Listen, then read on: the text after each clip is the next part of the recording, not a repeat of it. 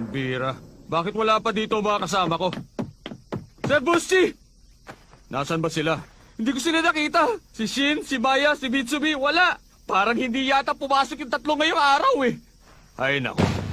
Kahit di malaban sa dalawa, hindi namin kayo pagbibigyan! Laban na! Teka sandali, hindi ako pwede lumaban sa babae. Kapag lumaban ako sa inyo, lalong babaho ang pangalan ko. Tama na yung mga salita nyo! Tama na! Ako na ang bahala sa mga to. Magkakandara pa mga to sa gandang lalaki ko. Final attack! Pretty Boy Flash! Pinaliwala! Bunshi, tama na! Humanda ka! Ay, nako. Kung talagang hindi kayo titigil, sige, lalaban ako mag-isa sa inyong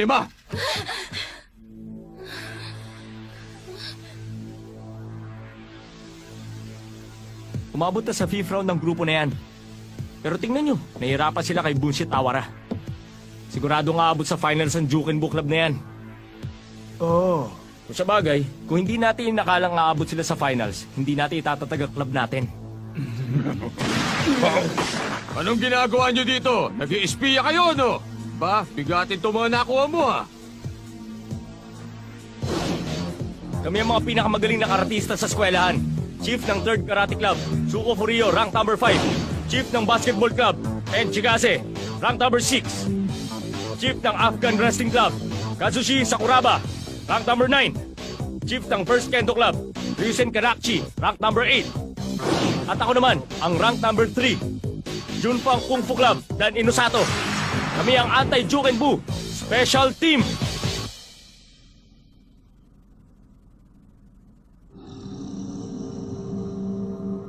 Papa, tama pala sinabi mo. Pumapangalawa ka lang pagdating sa lakas at espada. Nakita mong hinaharap. Nakita mo kung ano ang aking dapat makamit.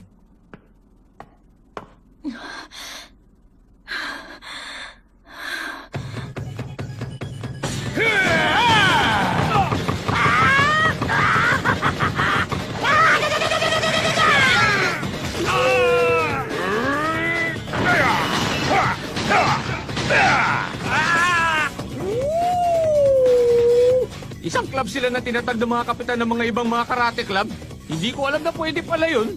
Ngayon pala nagkaroon ng ganyan. Walang nakasulot sa mga rulebook na pinagbabawal gawin yan.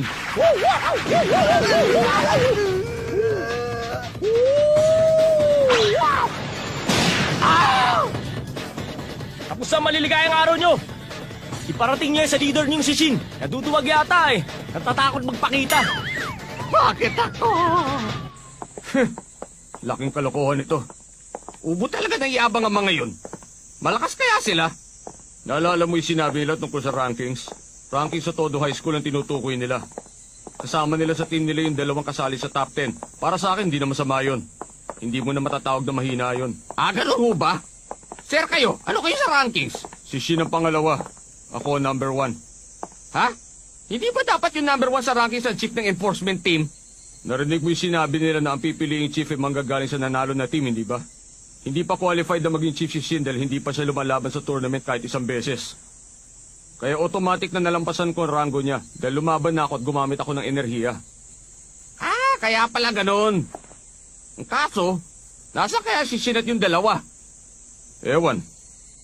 Para nakita ko rin dito yung papa ng Mitsumi. Alam nga naman pumunta siya dito para mamasyal. Ano naman kaya mangyayari dito?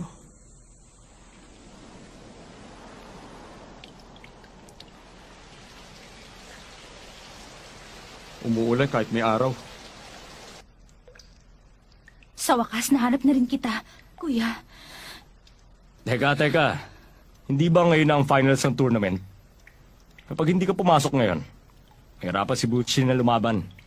Diretsuhin mo na ako. Sabihin mo na kung bakit. Kuya, hawak mo ang kapangyarihang Ryugan. Alam mo namang dadating ang pagkakataon tulad ng kahapon, di ba? Kung alam mo na, bakit? Kung alam mo nang gano'n na mangyayari kapag ginamit mo ang Ryugan, bakit? Sagutin mo ako, kuya! At depende sa sasagutin mo. Baka hindi. Baka hindi kita mapatawad. Ang hinaharap ay katulad ng mga ugat ng taong ito. Kumakalat ang mga ugat sa iba't ibang direksyon para mga posibilidad na walang hangganan. Katulad ng hinaharap na hindi madaling makita. Makinig ka sa akin mabuti, ha? May sasabihin ako sa'yo. Hindi mo ba naririnig ang tunog ng kapalaran? Wala akong marinig. Wala akong marinig na tunog. Hindi, naririnig mo. Kahit ang mga patak ng ulan ay hindi bumabagsak sa kahit saang lugar lamang. May kinalaman ng hangin, ang init at lakas ng patak. Ang bawat patak ay may lugar kung saan ito dapat bumagsak. Ang bawat tadhana ay sumasama sa ibang tadhana at sila'y nagiging bahagi ng isang mas malaking tadhana. Para silang mga piraso ng isang jigsaw puzzle na may mas malaking larawan na binubuo. Ang bawat patak ay naiipon na tumaagos papunta sa ilog. Madali lang para sa akin ang pakinggan ng patak ng ulan. Pero hindi ko alam ang kahulugan ng bawat patak. Hindi ko alam kung bakit sila nahuhulog sa mga lugar na binabag sa kanila.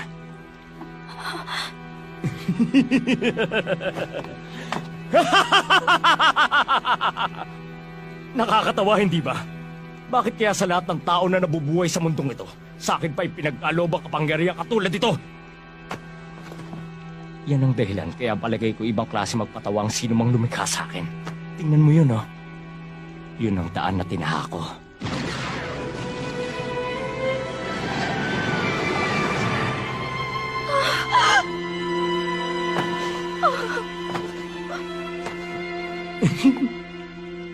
Maya, mangako kung hindi mo ko iiwan kahit anong mangyari.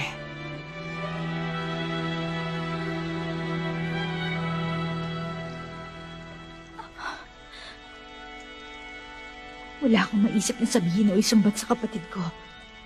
Nakita ko ang mga mata niya. Panay iyak niya. Parang hindi nauubos ang mga luha.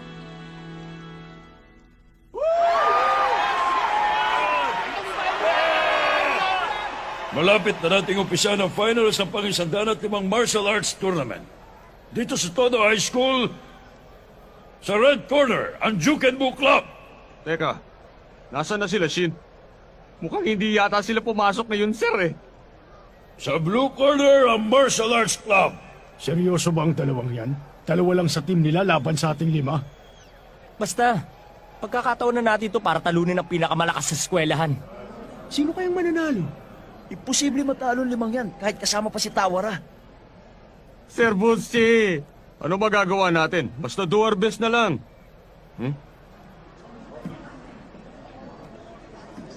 Si Mitsumi! Si Mitsumi yun! Usali pa pala siya sa tournament. Mitsumi! Andito ka na pala! Sir Bunchi, ako muna ang lalaban. Mamaya ka na. Ang lakas na loob ng taong yan, ah. Kung alam niya lang ang pinagdaanan natin nung wala siya. Yung taong yan, wala na naman sa sarili niya. Ha? Wala. Nagkamali ako sa iyo. Akala ko natakot ka na't hindi ka nasisipon. Fight! Kunig-kunig ko lang ba? Hindi. Posible. Hindi ako nagkakamali. No? Ang pakiramdam na ito. Merong naghihintay sa akin. Sa itaas. Kung kaya, hindi ako pwedeng mag-aksay ng oras sa labang ito.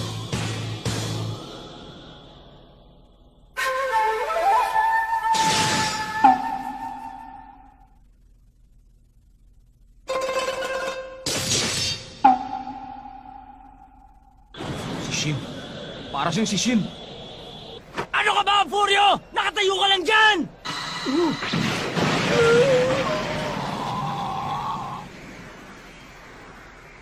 Wow! Ang bilis! Ano yun? Anong nangyari sa kanya? Parang ibang tao na siya. Hindi ko na siya kilala.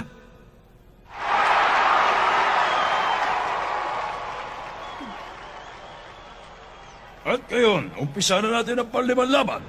Eto na ako! Wala!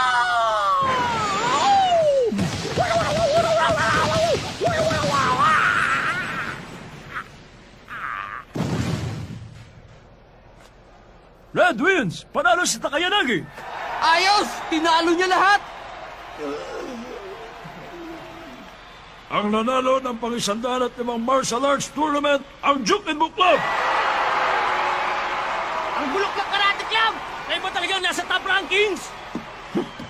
Magsalita ang mga yan, palibasa, nanonood lang. Sila kaya lumaban sa Jukenbu Club? Grabe. Parang hindi taong nakalaban ko kanina. Hindi ko gusto to. Napakakalmado ng mga mata niya na parang walang nangyari.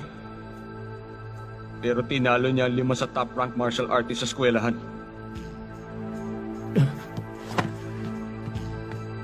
Sabi nila bukas na daw ang award ceremony. Ha? Teka! Mitsumi?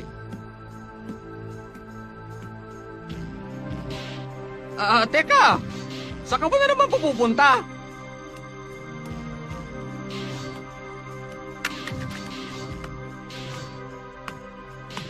Inabot ng mga 36 seconds ang bawat laban. Total time, 3 minutes. Katulad ng sinabi mo. Muntik nang hindi umabot.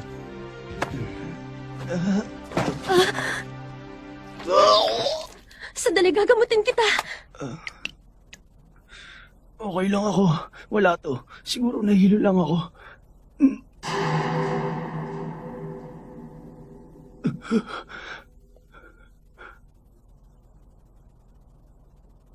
Miss Kuzunoa, ano ba talagang nangyari sa katawan ko? Hindi ko maintindihan. Wala naman. Wala namang problema ang katawan mo yung isang araw nang ikaw ang unang dalhin sa ospital. Pero, ang laki ng tinaas ng pulse rate mo. At ngayon naman ang puso mo. 200 beats per second na siya. Imposibleng paabuti ng ganong kabilis yun kahit kumamit ng gamot. Posibleng epekto ito ng enerhiya na tinanggap mo sa Ryugan. Kaya ang bilis ng tibok ng puso mo. Masama ito para sa katawan mo. Kahit anong oras bibigay na ang puso mo. Pero, pinapabilis din ito ang agos ng dugo sa katawan mo. Pinapalakas sa mga muscle mo, ang utak mo at ang buong katawan mo. Halos higit pa sa taong lakas mo, ang pag-iisip mo, at pati ang metabolism mo. Ang resulta ng lahat ng yan ay naging halos superhuman ang katawan mo. Pero ang kapalit naman nun ay iikli ang buhay ko, hindi ba? 3 minuto lang ang limit mo. Lampas nun, hindi ka na makakalaban. 3 minuto lang ang limit ko. Okay yan, parang superhero ah. Bakit kasi sumali ka pa? Kahit hindi ka sumali, andyan naman si Bunchi, di ba? Bakit? Hindi. Hindi naman importante sa akin nung manalo sa tournament. Bakit mo ginawa? Dahil alam kong magiging malungkot siya. Pag nalaman niyang nagkakaganito ako, dahil sa ginawa sa aking atake ng kapatid niya, sigurado ako na malulungkot si Maya.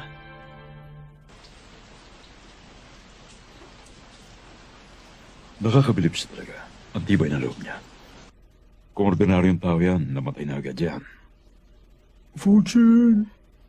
Bago siya nawalan ng malay, ginamitan niya ng Kiko ang sarili niya para gumaling ang mga buto niya. 5 bali ang napagaling niya. Hindi ako nagtataka kung bakit pinapunta siya dito ng pamilya Takayanagi galing Taiwan. Pag nagkamalay siya, tawagan niyo ako agad. Opo.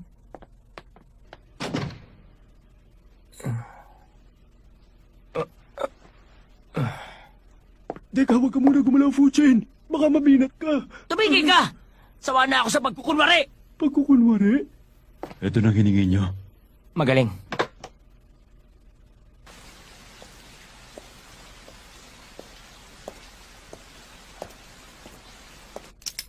Fuchin, ano bang gagawin mo? Hindi mo pa ba alam? Binigla ako sa atake nung isang araw. Hindi ako papayag na tatalunin ako ng taong ganun sa laban. Lalo na kung galing siya sa bansang ito. Hindi magandang ideya yan, Fuchin. Kasama si Shin sa plano ng mga Takayanagi para gawing karatista si Mitsumi. Magagalit si Dugin sa atin. Ha? Gagawin siya karatista? Imposible magkaroon ng totoong karatista sa mundong ito. Yeah! Sakit. Ang sakit. Napakasakit! Para maramdaman niya ang ganitong klaseng sakit, tatapusin ko muna ang kapatid niya. Sisiguraduhin ko sasakit ang buong katawan niya. Tapos, Tuluyan ko siyang patutulugin. Mahimbing na mahimbing.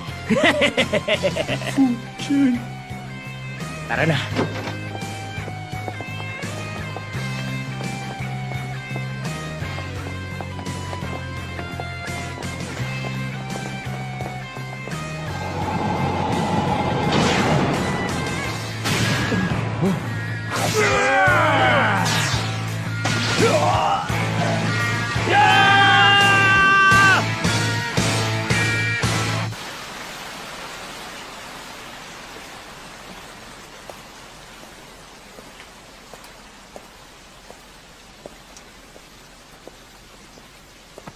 Tapos na tayo rito. Umuwi na tayo, Maya. Ano na naman ang ginawa mo? Sabihin mo sa akin kung anong ginawa mo! Kuya! Maya, simula ngayon, huwag mo nang iisipin ng mga walang kwentang bagay. Ako na lang intindihin mo. Kapag iniwan mo ako, mananakit ako. Siyempre, hindi ka akong sasaktan ko. Tatapusin ko mga malapit sa puso mo. Tatapusin ko ang lahat ng tao na may kinalaman sa'yo.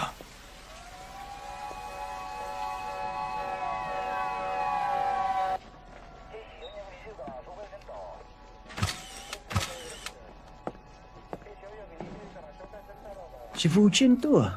Konti lang mga taong posibleng gumawa nito.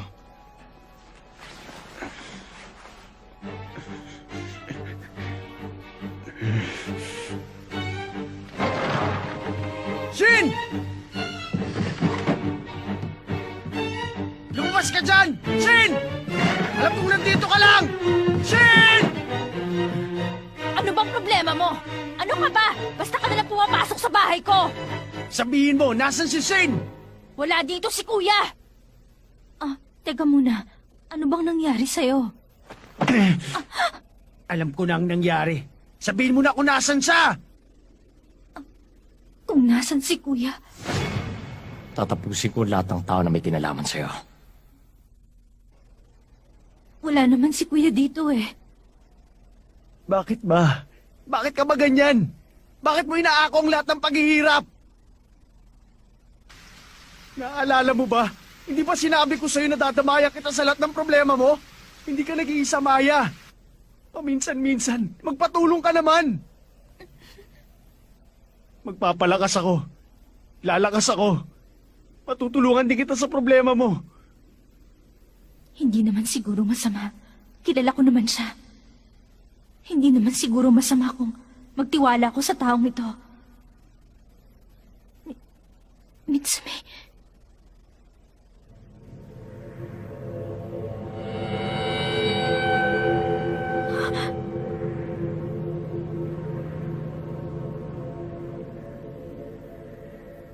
Umuwi ka na. Pakiusap, Mitsumi. Umuwi ka na. Sige na. Utang na loob, iwanan mo na ako.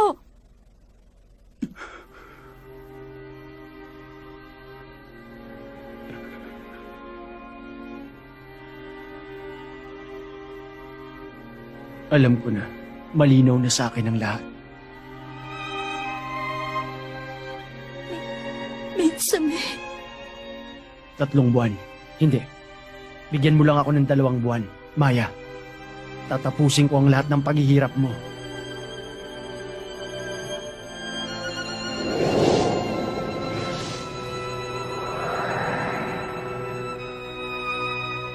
Pangako, tatalunin ko siya.